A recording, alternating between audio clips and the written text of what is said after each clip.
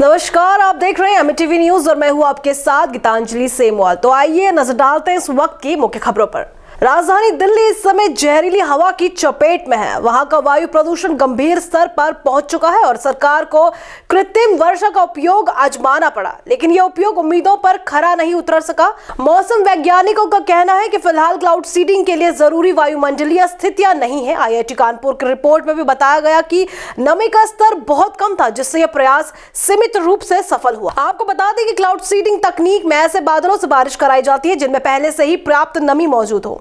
उत्तर प्रदेश में मोंता तूफान के प्रभाव से मौसम में बदलाव आ गया है। मंगलवार को लखनऊ समेत कई जिलों में बारिश का दौर जारी रहा। मौसम विभाग ने 30 से और 31 अक्टूबर को भारी बारिश का अलर्ट जारी किया है। पूर्वी यूपी में गर्ज के साथ बारिश की संभावना है। बंगाल की खाड़ी में उठने वाले चक्रवाती तूफान से हो रही बारिश से तापमान में भी गिरावट आई है। आने वाले 3-4 दिनों में प्रदेश के मौसम में काफी उतार चढ़ाव देखने को मिल सकता है। राजस्थान के चिकित्सा एवं स्वास्थ्य विभाग में एक बार फिर एक अधिकारी दो जिम्मेदारी का मामला सामने आया है। भिलवाड़ा जिले में डॉक्टर रामकेश गुर्जर को कार्यवाहक CMHO का अतिरिक्त कार्यभार सौंपा गया, जबकि वे पहले से ही अतिरिक्त CMHO के पद पर कार्य कर रहे हैं। स्वास्थ्य विभाग में इस आदेश से असंतोष पनपने लगा है और सवाल उठने लगे हैं। चक्रवात मोंथा ने बुधवार तड़के आंध्र प्रदेश और यानम तट को पार करते हुए तटीय इलाकों में भारी तबाही मचाई। 100 किलोमीटर प्रति घंटे की रफ्तार से चल रही हवाओं और तेज बारिश से पेड़ उखड़ गए, जिससे बिजली आपूर्ति ठप हो गई।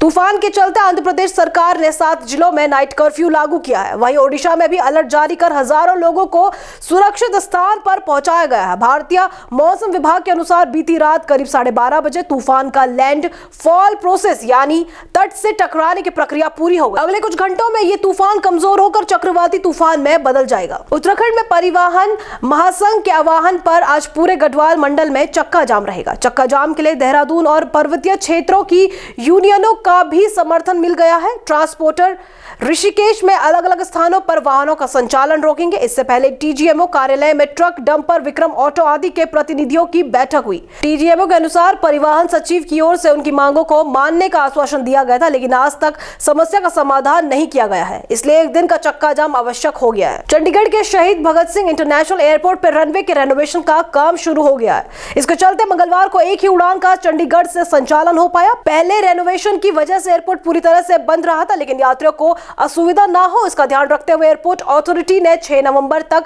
सुबह 5 बजे से दोपहर 12 बजे तक खोलने का निर्णय लिया है। इसके बाद एयरपोर्ट 7 से 18 नवंबर तक सुबह 5 से लेकर रात 11 बजे तक खुला रहेगा। जम्मू विश्वविद्यालय में मंगलवार से न्यूरोटेक और AI इनोवेशन पर कार्यशाला शुरू की गई। 5 दिवसीय कार्यशाला के पहले दिन छात्रों को ब्रेन कंप्यूटर इंटरफेस आदि की जानकारी दी गई।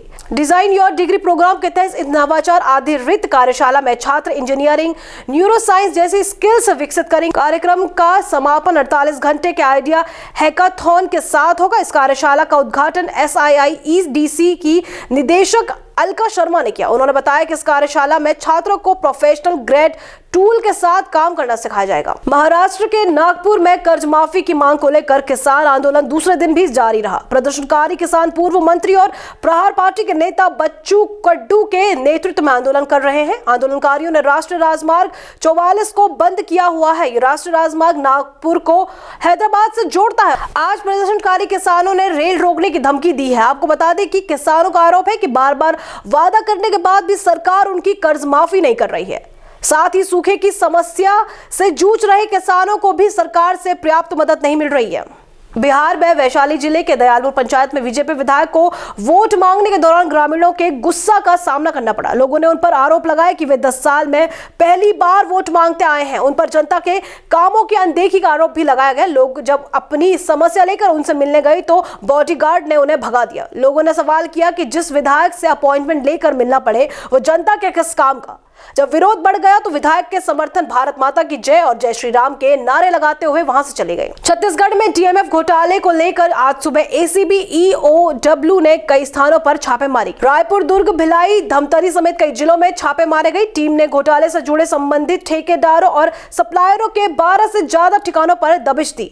इन ठिकानों पर कागजों, दस्तावेजों और इलेक्ट्रॉनिक उपकरणों की जांच की गई। सुबह सुबह हुई इस कार्रवाई से व्यापारियों और ठेकेदारों में हड़कंप मच गया।